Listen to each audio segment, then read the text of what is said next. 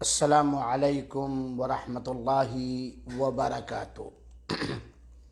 ان الحمد للہ والصلاة والسلام علی رسول اللہ وعلی آلہ واصحابہ وازواجہ ومن والاہ الی یوم الدین، اما بعد۔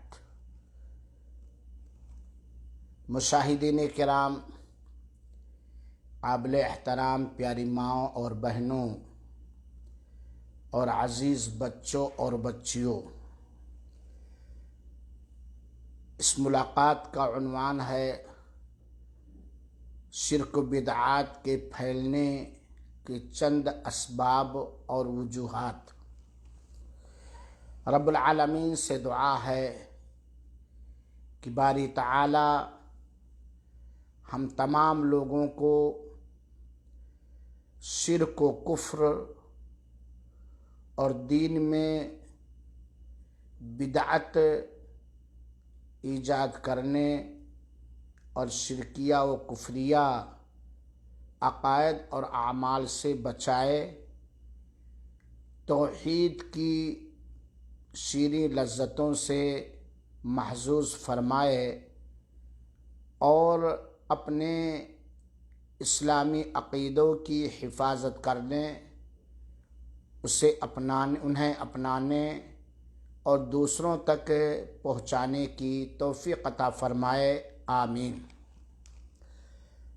محرم الحرام کا مہینہ چل رہا ہے اور محرم الحرام کی عظمت و فضیلت کے علاوہ جو ہمارے ہندوستان و پاکستان اور اس کے قریبی ملکوں کے اندر ماہ محرم میں جو شرک و بدعت سے لبالب بھرا ہوا کام کیا جاتا ہے، یا جو محرم الحرام کے حرمت والے مہینے میں شرکیہ اور بدعیہ اعمال کیے جاتے ہیں، شرک و بدعت کا جو ننگا ناچ ناچا جاتا ہے، اس سے لوگوں کو متنبہ اور آگاہ کرنے کی ہماری ذمہ داری ہے۔ 2 ہفتے کے اندر میں نے کچھ ماہ محرم کی فضیلت، عظمت اور اس کے اندر بطور خاص عاشورہ کے دن ایک مومن مسلمان، سنی مسلمان کو کیا کرنا چاہیے، یہ بتلایا، اور کل کے درس میں بتلایا کہ ہمارے ہندوستان و پاکستان، بنگلہ دیش وغیرہ میں جو عاشورہ کے موقع پر یا ماہ محرم میں رائج ہے، وہ خرافات ہے، وہ بدعت ہے، وہ گناہ کا کام ہے، اس سے بچنا چاہیے۔ تو کچھ دوستوں نے حکم دیا اور سوال بھی کیا کہ آخر کیا وجہ ہے کہ اہل حق علماء ہمیشہ شرک کے خلاف، بدعت کے خلاف اور ہندوانہ رسم و رواج کے خلاف اور عقائد میں شرک کے خلاف اور بدعتوں کے خلاف بولتے رہتے ہیں، اور ہر زمانے میں ایسا رہا ہوگا۔ اہل حق نے لوگوں کو شرک سے آگاہ کیا ہوگا، اہل حق نے لوگوں کو بدعتوں سے آگاہ کیا ہوگا، لیکن اس کے باوجود کیا وجہ ہے ان بدعتوں کے پھیلنے کی، ان شرکیہ اعمال کے اور عقائد کے پھیلنے کی وجہ کیا ہے؟ تو میں بہت ہی مختصر طور پر بتلانا چاہتا ہوں، چاہے وہ قبر پرستی ہو، چاہے وہ تعزیہ داری ہو، چاہے وہ صوفیت کی بدعت ہو، یا عید میلاد النبی کی بدعت ہو، یا شب معراج کی بدعت ہو، یا شب بارات کی بدعت ہو، یا تیجا ہو، یا چلسواں ہو، کوئی بھی شرک اور بدعتوں کے پھیلنے کے بہت سارے وجوہات ہیں۔ انہی وجوہات کی بنا پر یہ کام پھیلتے ہیں۔ لیکن یہاں یہ بھی بتلا دو کہ الحمدللہ اللہ کے فضل اور اس کی توفیق سے اور حق پرست علماء اور طلباء کی محنتوں سے الحمدللہ شرک کا دیوار ڈھاتا ہوا نظر آ رہا ہے۔ بہت سارے لوگ بدعتوں سے توبہ کر رہے ہیں اور بہت سارے لوگ بدعتی علماء کو اب وہ قدر کی نگاہ سے نہیں دیکھتے جو پہلے دیکھتے تھے۔ الحمدللہ لوگوں کی آنکھیں کھل رہی ہیں، لوگ توحید کو اپنا رہے ہیں، توحید کو پھیلا رہے ہیں، لوگ شرک سے توبہ کر رہے ہیں، بدعتوں کو چھوڑ رہے ہیں، بدعتوں سے لوگ توبہ کر رہے ہیں الحمدللہ۔ بہرحال میں بتلانا چاہتا ہوں کہ یہ شرک اور بدعت کے پھیلنے کے اسباب کیا ہیں۔ میرے بھائیو اور ساتھیو، پہلی چیز تو ہمیں یہ سمجھ لینا چاہیے کہ اللہ تعالیٰ نے بندوں کی آزمائش کے لیے کچھ ایسی چیزوں کو پیدا فرمایا ہے یا کچھ ایسے لوگوں کو پیدا فرمایا ہے جو لوگوں کے امتحان کا سبب بنتے ہیں، لوگوں کی ہلاکت کا سبب بنتے ہیں۔ یہ اللہ تعالیٰ کی طرف سے مقدر ہے۔ اللہ جو چاہتا پھیلتا ہے، جب چاہتا پھیلتا ہے، چاہے وہ توحید ہو، چاہے وہ شرک ہو، اور چاہے وہ سنت ہو، چاہے وہ بدعت ہو۔ یہ اللہ تعالیٰ کی جانب سے مقدر ہے، اور ہدایت دینے والا صرف اور صرف اللہ وحدہ لا شریک لہ ہے۔ کسی عالم کے ہاتھ میں، کسی طالب علم کے ہاتھ میں یہ طاقت نہیں کہ وہ ہدایت دے سکے۔ ہمارے رسول اکرم صلی اللہ علیہ وسلم کو بھی اتنی استطاعت و طاقت نہیں تھی وہ کسی کو ہدایت دے سکیں۔ البتہ عالم دین، عالم حق اور طالب علم یہ ہدایت کی رہنمائی کر سکتا ہے، اچھے راستے کو بتلا سکتا ہے، لیکن ہدایت کسی کے دل میں ڈال دے یہ ناممکن ہے۔ یہ من جانب اللہ ہے۔ سرفراز ہو گیا، کامیاب ہو گیا، سعادت مند ہو گیا وہ بندہ یا وہ بندی جسے اللہ تعالیٰ نے توحید کی ہدایت دے دی، سنت کی محبت دے دی، جس کو اللہ تعالیٰ نے شرک سے نفرت کرنے کی توفیق دی، بدعت سے توبہ کرنے اور بدعتوں کو چھوڑنے کی جسے اللہ تعالیٰ نے توفیق دے دی، وہ سعادت مند ہو گیا، وہ کامیاب ہو گیا۔ دیکھیں میرے بھائیوں، شرکیہ اور بدعیہ اعمال یا معاملات پھیلنے کے بہت سارے وجوہات ہیں۔ مثال کے طور پر دیکھیے، شرکیہ اور بدعیہ ایک عمل ہے قبر پرستی، قبروں کی پوجا کرنا، قبروں کا طواف کرنا، قبروں پر نظر و نیاز کرنا، قبر والے کے نام اللہ صدقہ، قبر والے کا نیاز دینا، قبر والے پر سے امید کرنا، توکل کرنا، بھروسہ کرنا، اپنے اور اللہ کے درمیان قبر والے کو وسیلہ اور واسطہ ماننا، جس کو قبر پرستی کہا جاتا ہے، یا اس کے علاوہ دیگر بدعتوں کے ایجاد کرنے کے بہت سارے وجوہات ہیں۔ ان وجوہات کو ہمیں دور کرنا پڑے گا۔ ہم تمام علماء کو مل کر، ہم تمام طلباء کو مل کر، اور ساری عوام اور عوام کے مردوں اور عورتوں کو مل کر شرک یا بدعت کے پھیلنے کے جو وجوہات ہیں، جو اسباب ہیں، بہت ہی چابکدستی کے ساتھ ہمیں اس کے مٹانے، ان اسباب کے ختم کرنے کی کوشش کرنی پڑے گی۔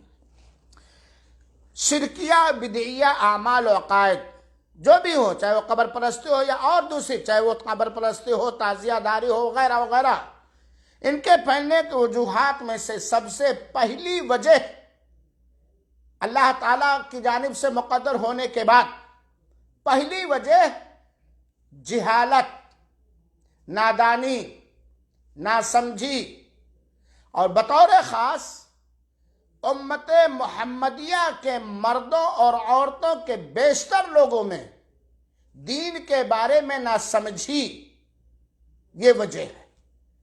جب تک قوم مسلم کے اندر سے بطور خاص اتباع سنت، توحید خالص کے بارے میں جہالت موجود رہے گی،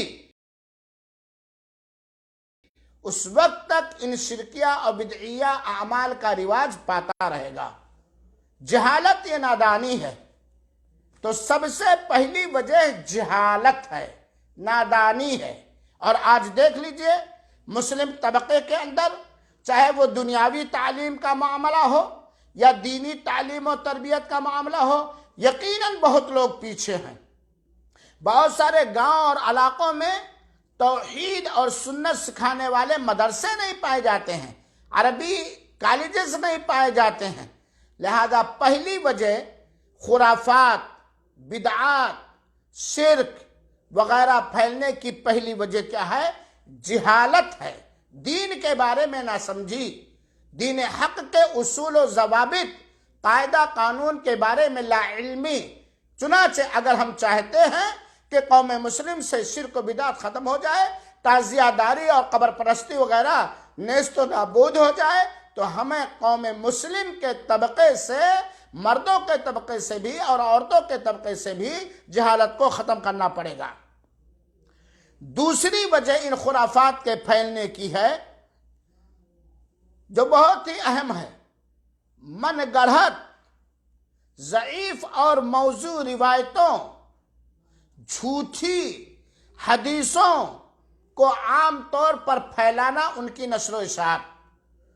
شرک و بدعت یا خرافات یا کوئی بھی بکواس پھیلنے کے وجوہات میں سے ایک دوسری وجہ یہ ہے، ضعیف روایتوں کو رواج دینا، پھیلانا، من گڑھت موضوع روایتوں کو پھیلانا، جھوٹی موٹی کی حدیثوں کو عام کرنا یا انہیں گڑھ کے لوگوں کو بیان کرنا، یہ شرک اور بدعات اور قبر پرستی، تعزیہ داری اور دیگر بدعتی اعمال کے پھیلنے کی وجہ ہے۔ آج دیکھ لیجئے کتنے ایسے مسلمان ہیں جو اپنے آپ کو مسلمان کہتے ہیں، لیکن کتنے ایسے عالم ہیں جو اپنے آپ کو عالم کہتے ہیں وغیرہ وغیرہ، لیکن اپنی ہر تقریر میں، اپنی ہر کتاب میں ان روایتوں کو عام کرتے ہیں جس میں نمک مرچ ہے، تھوڑا سا رونے رونانے کا طریقہ، لیکن وہ روایتیں سندن ضعیف ہے، کمزور ہیں، من گڑھت ہیں، جن کو حدیث کہنا ہی صحیح نہیں، جھوٹی روایتیں، جھوٹی حدیثیں ہیں۔ تو بدعت و خرافات کے پھیلنے کے وجوہات میں سے دوسرا سبب ہے ضعیف، من گڑھت، جھوٹی موٹی، واہی تواہی کی ناقابل اعتماد حدیثوں کا پھیلنا یا پھیلانا، یہ بہت بڑی وجہ ہے کفر و شرک بدعت کے پھیلنے کی۔ تیسری وجہ شرک و بدعت کے رائج ہونے کی تیسری وجہ ہے سجادہ نشینوں کی طرف سے گڑھ کر اولیاء کرام کی کرامتوں کو پھیلانا۔ سجادہ نشین جو ہوتے ہیں، آپ لوگ تو جانتے ہیں، یا مجاور لوگ جو ہوتے ہیں، یا جو سمجھ لیجئے کہ شرک ہی کو ماننا، اپنانا، شرک کو پھیلانا اپنی ترقی، دنیاوی دینی ترقی سمجھتے ہیں، ان لوگوں کی طرف سے کیا ہوتا ہے؟ بزرگان دین، صحابہ کرام، اولیاء اعظام کی جھوٹی موٹی کرامتوں کو گڑھ کر، تلاش کر کے اس کو بیان کرتے ہیں۔ فلاں خواجہ کی یہ کرامت ہے، عبدالقادر جیلانی رحمت اللہ علیہ کی کتنی کرامت لوگ جھوٹی بیان کرتے ہیں، خواجہ معین الدین چشتی رحمت اللہ علیہ کی کتنے کرامت بیان کرتے ہیں لوگ، نظام الدین کی وغیرہ وغیرہ۔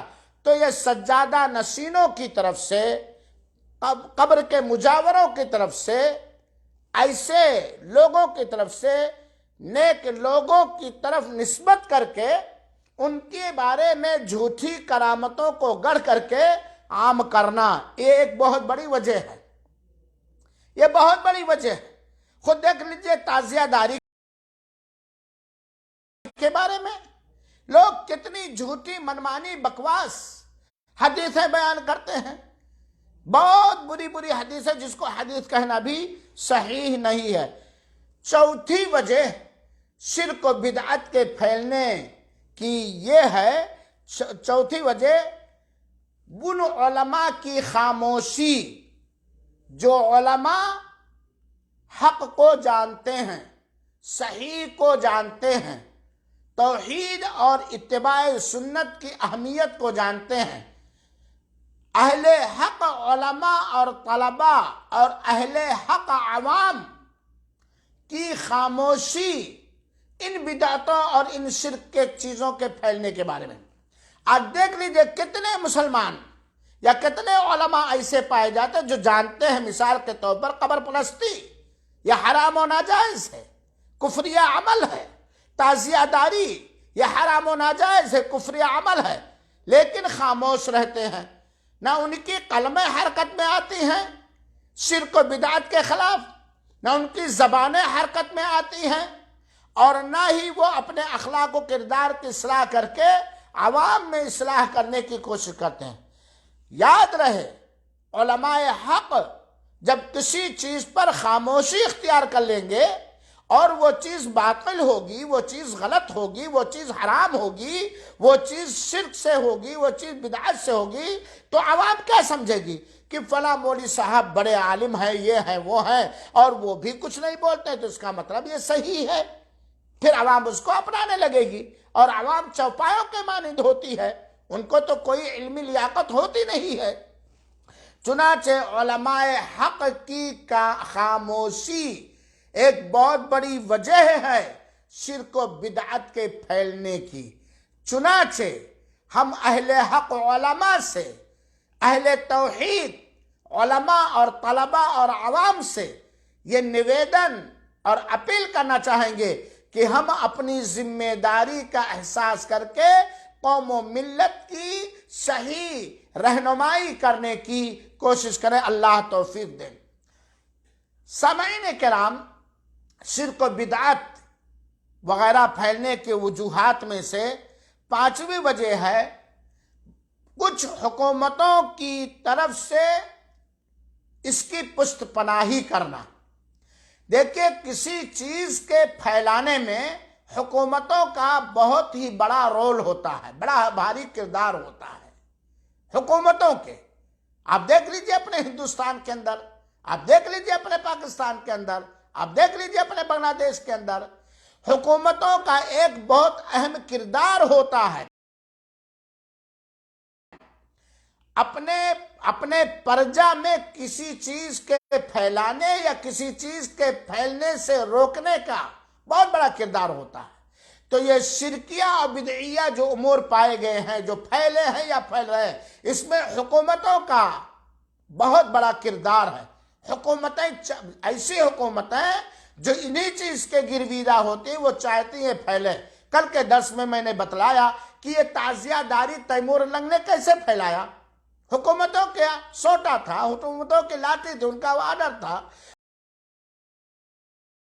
اور آپ دیکھ لیجئے عید میلاد النبی کیسے یہ عام ہوا، مصر کے اندر یہ پیدا ہوا اور فاطمی بادشاہ نے اپنے یہاں پھیلایا، پھر آہستہ آہستہ یہ چیز پھیلنے لگی۔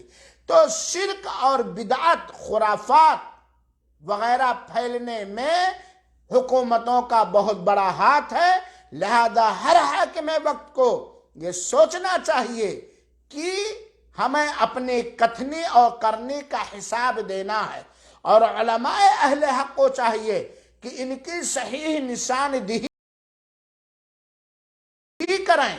یہ علماء یہ حکومتوں کی وجہ سے ہے۔ شرک و بدعت کے اعمال یا اس کے کارنامے پھیلنے کے وجوہات میں سے چھٹی وجہ ہے پیٹ پالنے والے، جیب کے لالچی، حوث نگاہ والے، برے علماء سوء کا کردار۔ علماء دو طرح سے ہوتے ہیں۔ ہمارے ہندوستان اور پاکستان کے اندر جو داڑھی لگا لے، سرما لگا لے، بڑی ٹوپی لگا لے، کرتا پائجامہ پہن لے، وہ حضرت جی ہو گیا، وہ قاری صاحب ہو گیا، وہ حافظ صاحب ہو گیا، وہ عالم صاحب ہو گیا، وہ مفتی صاحب ہو گیا۔ علماء دو طرح سے ہوتے ہیں۔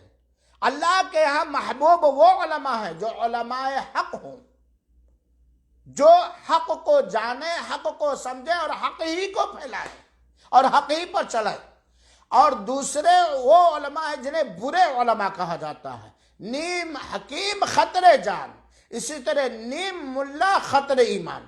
علماء سو، برے علماء،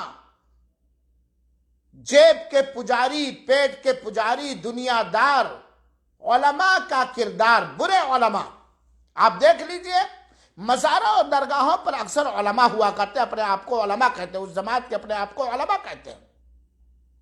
برے علماء جو شرک اور بدعت پہ جو پلے بڑھے ہیں اور جس کے ذریعہ وہ اپنی دنیاوی آمدنی پر نگاہ رکھتے ہیں، برے علماء کا کردار.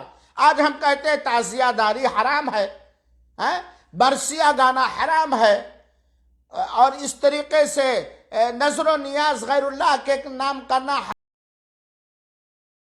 حرام ہے، یا غوث المدد یا علی المدد یا خواجہ المدد یا حسن المدد یا الحسین المدد، یہ حرام ہے کیونکہ قرآن نے اس کو حرام قرار دیا ہے، اللہ کے رسول نے حرام کر دیا. لیکن کتنے ایسے برے علماء پائیں گے کہ وہ کہیں گے نہیں یہ وہابی ہے. ارے وہابی کا مطلب بھی نہیں جانتے، یہ صحیح نہیں بیان کرتا، ہے یہ. تو برے علماء کا کردار، اللہ تعالیٰ سے دعا ہے کہ اللہ تعالیٰ مجھے ان لوگوں میں سے نہ بنائے جو حقیقت میں برے علماء ہیں، علماء سو ہیں، اور علماء سو کے شر و فساد سے اللہ تعالیٰ پوری امت کی حفاظت فرمائے، آمین. شرک و بدعت کے عام ہونے کے وجوہات میں سے ساتویں وجہ یہ ہے، ساتواں سبب یہ ہے کہ آدمی جس ماحول میں رہتا ہے، جس ملک میں رہتا ہے، جس سماج میں رہتا ہے، وہاں کے باشندوں کا وہ مقلد و پیروکار ہو جاتا ہے. چنانچہ کافروں، مشرکوں، یہودیوں، نصرانیوں کی تقلید بھی ایک وجہ ہے. لوگ کافرانہ طریقہ اختیار کرنے لگتے ہیں، کافروں کو دیکھ کر، مشرکوں کو دیکھ کر یہودیوں نصرانیوں کی روش میں چلنے لگتے ہیں.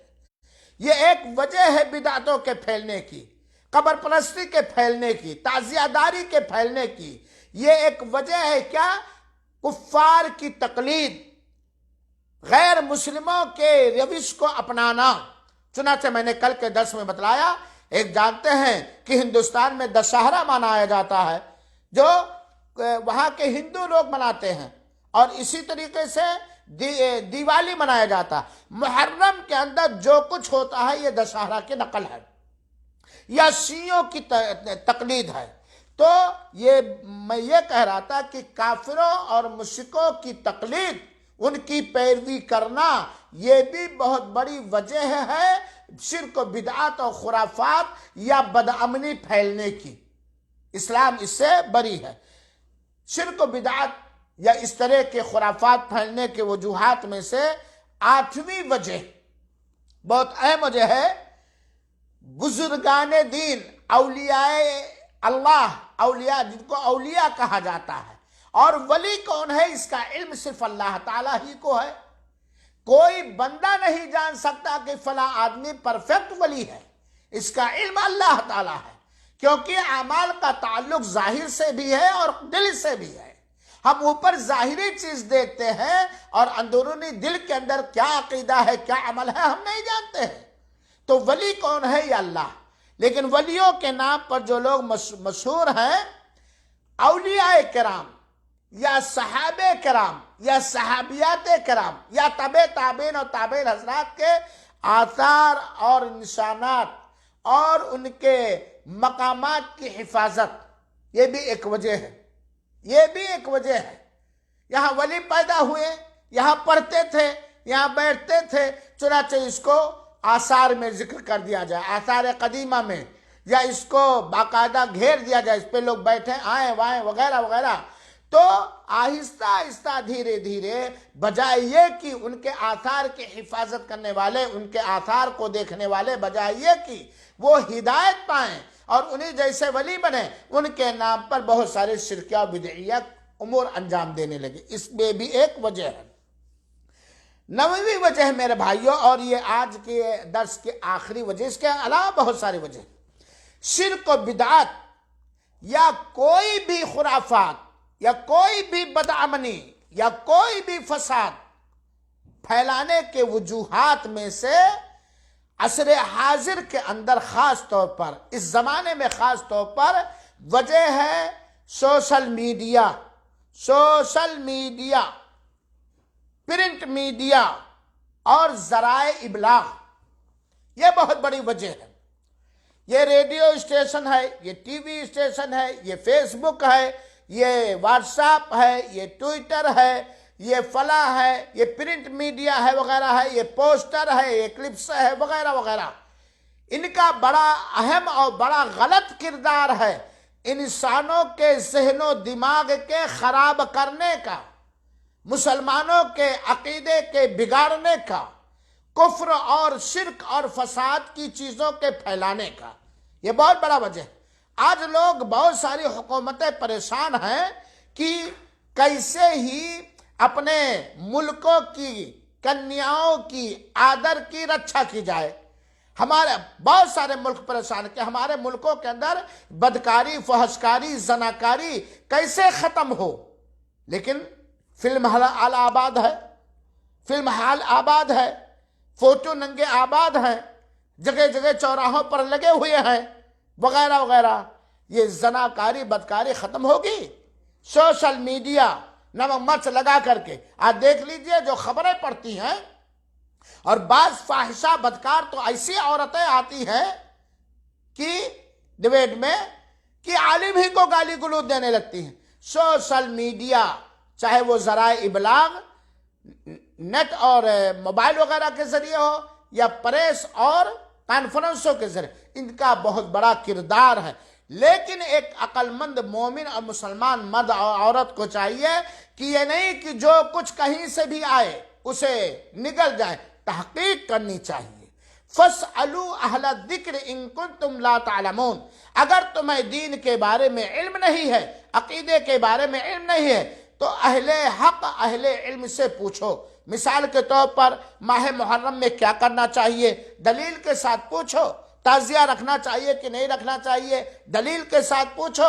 برسیاں گانا چاہیے، نوحہ کرنا چاہیے، ماتم کرنا چاہیے، اس مہینے کو منحوس سمجھنا چاہیے یا اس مہینے کو عید کا مہینہ ماننا چاہیے، اہل علم سے پوچھو، تحقیق کرو، چھانبین کرو، دلیل پوچھو، کیا اللہ کے رسول سے ثابت ہے، کیا صحابہ کرام نے کیا ہے وغیرہ وغیرہ۔ تو ذرائع ابلاغ کا بھی بہت بڑا کردار ہے بدامنی پھیلانے، فساد پھیلانے میں، کفر و شرک پھیلانے میں، بدعقیدگی اور اشبھ آستھا پھیلانے میں بہت بڑا کردار ہے۔ اس کے علاوہ بہت سارے وجوہات ہیں۔ اس لیے میرے مسلمان بھائیوں ساتھیوں، جن وجوہات کو بیان کیا گیا ہے شرک و بدعت اور دیگر فسادات کے پھیلنے کے، ان وجوہات پر کنٹرول کریں تاکہ ان خرافات سے ہم بچیں۔ اللہ رب العالمین سے دعا ہے کہ رب العالمین ہم سب کو ہدایت دے۔ کون سی ہدایت؟ وہ ہدایت جو ہر نماز کے اندر مانگتے ہیں، ایاک نعبد و اہدنا الصراط المستقیم۔ سورہ فاتحہ میں ہر نماز کے ہر رکعت میں ہم اہدنا الصراط المستقیم، اے اللہ تو ہمیں سیدھی ڈگر کی رہنمائی فرما دے۔ صراط الذین انعمت علیہم، ان لوگوں کے راستے کی رہنمائی فرما جن کے اوپر تیرا انعام و اکرام ہوا ہے۔ صراط الذین انعمت علیہم غیر المغضوب علیہم ولا الضالین، آمین۔ ان لوگوں کی راہ کی طرف رہنمائی نہ فرما جن پر تیرا غضب ہوا ہے اور جو راہ حق سے گمراہ اور بھٹکے ہوئے ہیں، آمین۔ والسلام علیکم ورحمۃ اللہ وبرکاتہ، وجزاکم اللہ احسن الجزا۔